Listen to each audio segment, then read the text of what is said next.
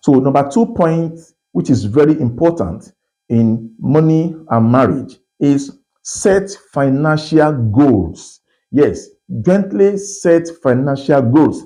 Don't forget, the Bible says a house that divides against itself can never stand. So in marriage, the married couple has to set their financial goals.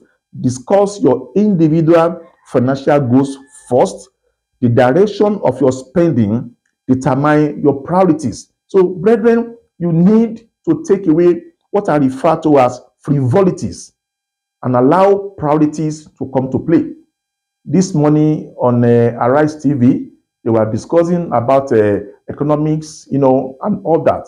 And I listened to a lot of this because of what we do. So the economic reality is not really encouraging. So this is not time a family or couples should be buying into things that are not, beneficial, perhaps to their marriage, or that can sustain them for now or their future. So money and marriage is very, very important for the couple to sit down to set goals for their finances. I mean, gently, this is what we want to do. I remember when we were in secondary school, they taught us in economics scale of preference.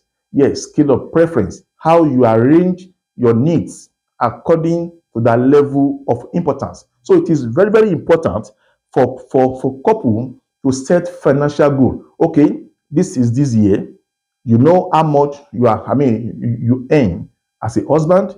You know how much income you have as a wife. So gently, you can sit down and set your goal. Now, individual goals first. Okay, for this year, as a man, I want to have this for myself.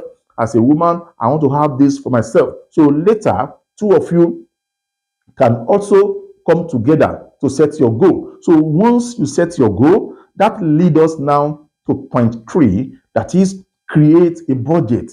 Hey, brethren, create a budget. Let me share this with you. During my second missionary walk into South Africa, Pretoria precisely, I had a program with people tagged financial management, how you can plan your personal finances.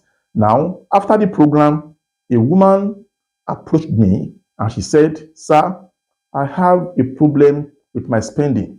Anytime I go shopping, I spend everything I have, and this is affecting my marriage. Please help me."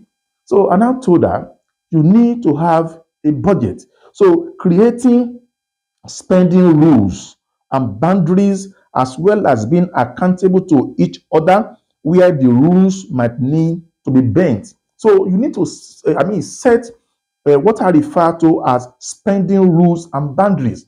So once you have your budget, just like a country of every nation or even state or local government, they always have their budget. Okay, in this fiscal year, this and this and this and this we are going to do. That is a budget. Budget simply means an estimate. So as the money is coming, you are trying to fix all those things. Okay, item number 1, okay, is done, you tick it. Number 2, you tick it. So once you have your budget, it will serve as a guide. So for the whole year, and both of you, peradventure, there is going to be a change or changes in that your budget, then two of you should come together again to check that your budget. So at the end of the day, I advised that woman, I encouraged her to have a budget. Before you go shopping, make sure you sit down, think of the items you intended to buy. Perhaps put them on paper. So put them on paper. So that is what I do. You see, before I go for shopping, I write down my list. So once I enter a mall or a shopping center, I pick those items, I pay, and I leave.